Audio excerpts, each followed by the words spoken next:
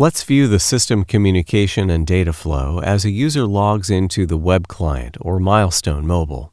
In this example, a user attempts to log in to the web client. The web client contacts the Milestone Mobile server on port 8081 for HTTP and 8082 for HTTPS.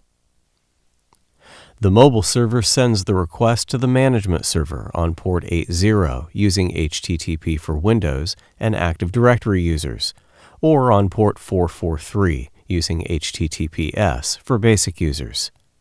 For Active Directory users, the management server contacts Active Directory to authenticate the user.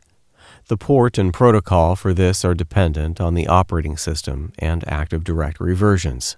If authentication is successful, the management server retrieves the user-specific configuration from the SQL server on port 1433 using TCP.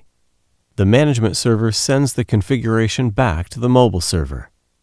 The login is granted, and the XProtect web client or Milestone mobile app loads the user configuration.